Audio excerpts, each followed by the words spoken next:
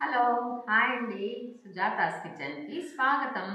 ఈరోజు సుజాతాస్ కిచెన్లో నేను దిబ్బ రొట్టెని ఊర్లో ఏ విధంగా తయారు చేస్తారో ఆ విధంగా తయారు చేసి చూపిస్తానండి.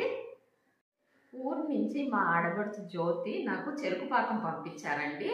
మేము ఈ చెరుకు పాకంతో దిబ్బ రొట్టెని తింటామండి. చాలా చాలా బాగుంటుంది. దిబ్బ రొట్టె తయారు చేయడానికి నేను పొట్టుపప్పు అండి రాత్రి నానబెట్టుకున్నాను. మీరు చాయ్ పప్పు అయినా కూడా వాడుకోవచ్చు. ఇప్పుడు నేను ఇది పప్పుని పొట్టు తీసి క్లీన్ చేసుకుంటాను. ఈ విధంగా పప్పుని క్లీన్ చేసేసుకున్నానండి. దీనిని నేను గ్రైండర్లో వేసి మెత్తగా రుబ్బుకోవాలి. ఇది బాగా పలచగాను ఉండకూడదు, బాగా గట్టిగా కూడా ఉండకూడదండి, మధ్యస్థంగా రుబ్బుకోవాలి.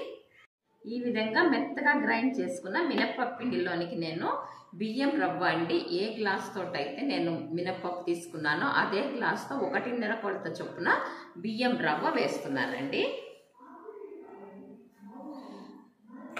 దీనిలోనికి మనము ఇడ్లీ రవ్వ కూడా వేసుకోవచ్చండి. పాతకాలంలో మనకి బియ్యం రవ్వతోటే చేసేవారు, అందుకే నేను ఈ బియ్యం రవ్వతో చేస్తున్నాను.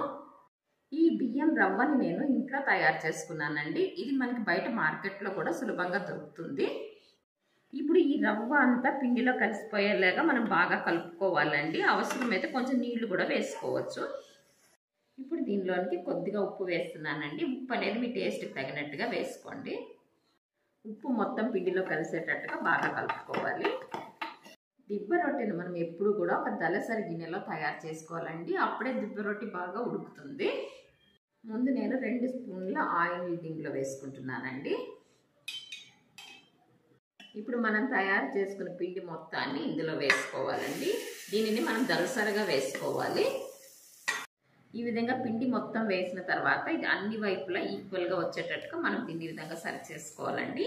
ఈ విధంగా చేసినట్లయితే మనకి రొట్టె అంతా కూడా ఒకేలాగా ఉడుకుతుంది.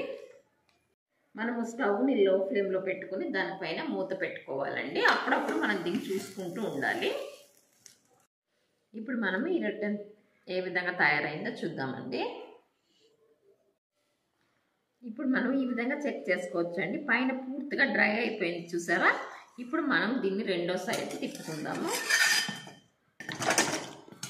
చూసారా, ఈ విధంగా వేగాలండి. మనకి రెండో సైడ్ కూడా ఈ విధంగా వేగిన తర్వాత స్టవ్ ఆఫ్ చేసేయచ్చు. ఇప్పుడు రెండో వైపు ఉడికిందో లేదో చూద్దామండి.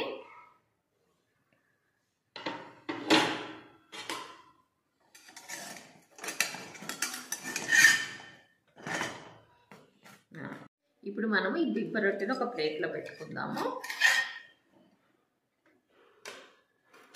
రెండో వైపు కూడా ఉడికిపోయిందండి. ఇప్పుడు ఈ దిబ్బ రొట్టెని మనము 4 భాగాలుగా చాకుతో కట్ చేసుకుందామండి. చూసారా, మధ్యలో ఇలా బాగా ఉడికిపోయిందండి. ఇది చెరుకు పాకం అండి. మనకు బెల్లం తయారు చేసేటప్పుడు ఈ చెరుకు పాకాన్ని తీస్తారు. ఈ చెరుకు పాకం నంచుకుని ఈ దిబ్బ రొట్టె తింటే చాలా బాగుంటుందండి. ఈ దిబ్బ రొట్టెని మనము చిన్న ముక్కలాగా చేసుకుని ఈ పాకంలో నంచుకుని ఈ విధంగా తినాలండి. చెరుకు పాకం అనేది అందరికీ అందుబాటులో ఉండదు కాబట్టి మనము బెల్లం పాకం తయారు చేసుకుని కూడా ఈ విధంగా తినవచ్చునండి.